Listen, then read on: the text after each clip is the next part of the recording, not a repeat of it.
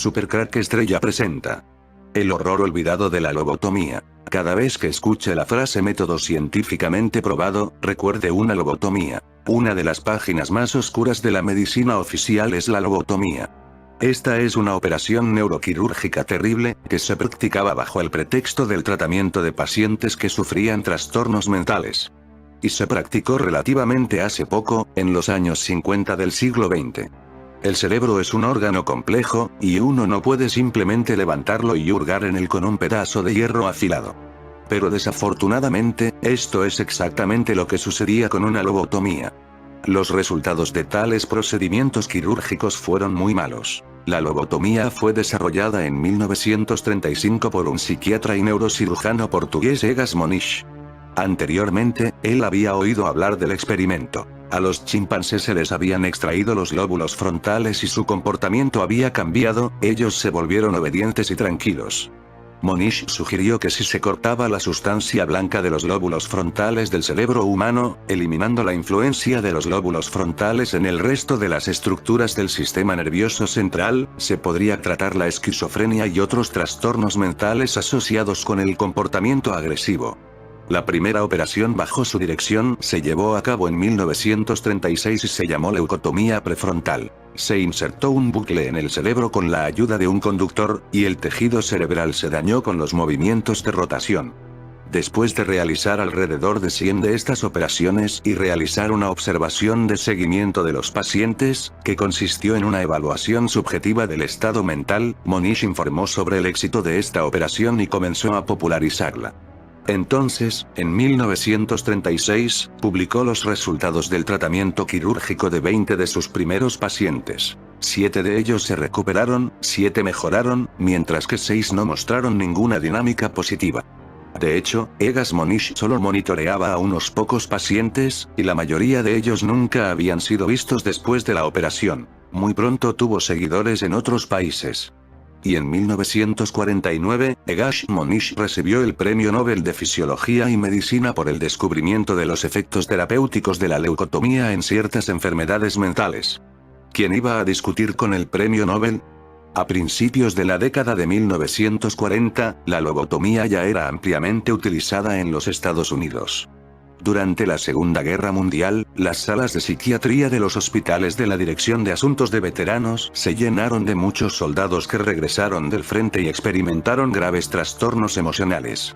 Estos pacientes a menudo estaban agitados, y se necesitaban muchas enfermeras y otro personal paramédico para controlarlos, lo que llevó a la necesidad de altos costos. Por lo tanto, una de las razones principales de la lobotomía generalizada fue el deseo de reducir el costo de mantenimiento del personal. Las clínicas del Departamento de Asuntos de Veteranos organizaron apresuradamente cursos para la capacitación acelerada de cirujanos en el método de la lobotomía. El método barato permitió curar a muchos miles de estadounidenses que estaban detenidos en ese momento en instituciones psiquiátricas cerradas, y podría reducir los costos de estas instituciones en $1 millón por día. Los principales periódicos escribieron sobre los éxitos de la lobotomía, atrayendo la atención del público. Vale la pena señalar que en ese momento no existían métodos efectivos para tratar los trastornos mentales, y que los casos de retorno de pacientes de instituciones cerradas a la sociedad eran extremadamente raros y, por lo tanto, el uso generalizado de una lobotomía fue bien recibido. El método de leucotomía transorbital desarrollado por el estadounidense Walter Freeman, desarrollado en 1945, lobotomía con un piquete de hielo, fue generalizado. Freeman se convirtió en el principal propagandista de la lobotomía. Realizó su primera lobotomía utilizando terapia electroconvulsiva como anestesia. Apuntó el extremo estrechado de un instrumento quirúrgico que se asemeja a un cuchillo para dividir el hielo en el hueso de la cavidad ocular, utilizando un martillo quirúrgico para perforar una capa delgada de hueso e inyectar el instrumento en el cerebro. Después de esto, el movimiento del mango del cuchillo diseccionaba las fibras de los lóbulos frontales del cerebro. Freeman argumentó que el procedimiento eliminaría el componente emocional de la enfermedad mental del paciente. Las primeras operaciones se llevaron a cabo utilizando un verdadero piquete de hielo. Más tarde, Freeman desarrolló herramientas especiales para este propósito. Un leucot, luego un orbitoclasto. De hecho, toda la operación se realizaba a ciegas, y como resultado, el cirujano destruía no solo las partes afectadas, en su opinión, sino también una parte importante del tejido cerebral cercano. Los primeros estudios de lobotomía describieron resultados positivos, sin embargo, como se vio más tarde, se llevaron a cabo sin una adhesión firme a la metodología.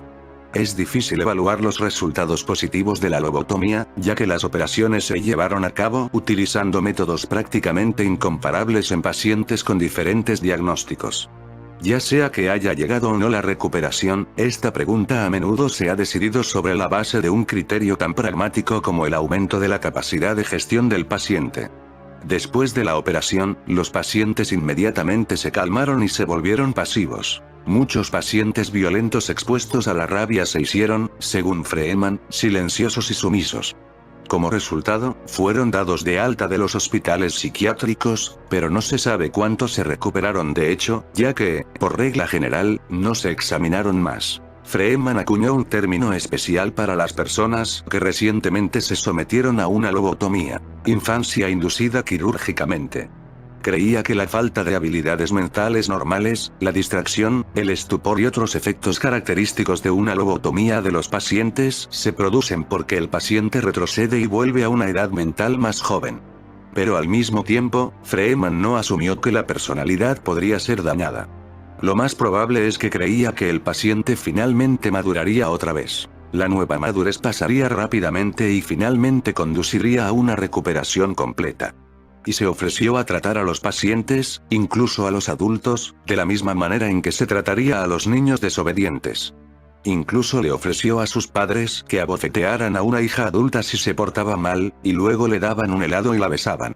Comportamientos regresivos que a menudo se manifestaban en pacientes después de una lobotomía, solo unos pocos desaparecieron con el tiempo. Como regla general, las personas permanecían paralizadas mental y emocionalmente por el resto de sus vidas. Muchos pacientes no pudieron controlar la micción. Realmente se comportaban como niños muy traviesos. Al instante se excitaban con varios estímulos, mostraban un trastorno por déficit de atención y arrebatos incontrolables de ira. En la década de 1950, estudios más exhaustivos revelaron que, además del resultado fatal, que se observó en el 1,5 a 6% de los operados, la lobotomía causa consecuencias tales como convulsiones, un gran aumento de peso, pérdida de coordinación motora, parálisis parcial, incontinencia. También conducía a un deterioro significativo de la inteligencia del paciente, al debilitamiento del control sobre el propio comportamiento, a la apatía, a la inestabilidad emocional, al embotamiento emocional, a la falta de iniciativa y a la incapacidad para llevar a cabo una actividad determinada. Después de la lobotomía, muchos pacientes se vieron privados de la oportunidad de pensar críticamente, predecir el curso posterior de los eventos, no pudieron hacer planes para el futuro y realizar cualquier trabajo, excepto el más primitivo. Como señaló el propio Freeman, después de cientos de operaciones realizadas por él, alrededor de una cuarta parte de los pacientes debían vivir con las capacidades intelectuales de la mascota, pero estamos completamente satisfechos con estas personas, añadía. También afirmó que la lobotomía frontal a menudo causa ataques epilépticos, y el momento de su aparición fue impredecible. En algunos pacientes ocurrieron poco después de la cirugía, en otros, después de 5 a 10 años. La epilepsia en pacientes sometidos a lobotomía se desarrolló en 30 casos de cada 100. Incluso en los casos en que los pacientes fueron detenidos por agresividad, delirios, alucinaciones o depresión como resultado de una lobotomía, en 5 a 15 años, las fibras nerviosas de los lóbulos frontales a menudo brotaron de nuevo en la médula, y los delirios, alucinaciones y la agresividad se reanudaron o se deprimieron nuevamente. Un intento de repetir una lobotomía llevó a un aumento adicional en el déficit intelectual. A principios de la década de 1950, se llevaron a cabo aproximadamente 5.000 lobotomías por año en los Estados Unidos. Entre 1936 y finales de la década de 1950, entre 40.000 y 50.000 estadounidenses se sometieron a una lobotomía. Las indicaciones no solo eran esquizofrenia, sino también neurosis severa de estados obsesivos. Las operaciones se llevaban a cabo principalmente en condiciones no estériles. A menudo, la lobotomía se realizaba por médicos que no tenían entrenamiento quirúrgico, que fue uno de los abusos de esta intervención psicoquirúrgica. Freeman no tenía ninguna educación como cirujano y realizó cerca de 3.500 de esas operaciones, viajando por todo el país en su propia furgoneta, a lo que llamó lobotomóvil. Viajó por todo el país para ofrecer una curación milagrosa y realizó operaciones justo delante de la audiencia, en el espíritu de una actuación de circo. El declive de la lobotomía comenzó en la década de 1950 después de que se manifestaron las graves complicaciones neurológicas de esta operación. En el futuro, la lobotomía fue prohibida por ley en muchos países. Muchas personas han pedido quitar el premio Nobel al Monish. Se quejaron de que ellos mismos o sus familiares no solo no se curaron, sino que también les causaron daños irreparables. Sin embargo, el premio nunca se retiró, a pesar del reconocimiento del fracaso de una lobotomía como método de terapia y su prohibición en muchos países. Sobre esta base, es posible llegar a una conclusión sobre el grado de confianza de varios descubrimientos científicos, incluidos aquellos cuyos autores recibieron el premio Nobel por ellos. Por lo tanto, siempre que escuches a alguien pronunciar la frase método científicamente comprobado o medicina basada en evidencia, recuerda que este fue el método de la lobotomía. Cuando las personas hablan de estándares de atención médica, entonces sepan que a menudo tales estándares no se basan en investigaciones científicas confiables, sino en la opinión de solo unos pocos llamados expertos en un área en particular. No hay métodos o hechos científicamente probados. Todos los hechos deben ser cuestionados y verificados nuevamente a través de la investigación científica. Todas estas historias nos dicen que, por nuestra propia seguridad, cualquier afirmación debe ser cuestionada, incluso con bases científica e independientemente de la credibilidad de la fuente. Debe entenderse que en nuestro tiempo, la ciencia a menudo sirve a grandes empresas, y en la búsqueda de ganancias, el fabricante pagará por cualquier investigación científica, o imitación, que pruebe la seguridad de cualquier cosa, incluso si miles de personas padecerán las terribles consecuencias. Si el vídeo te ha gustado, dale al pulgar arriba y suscríbete a mi canal.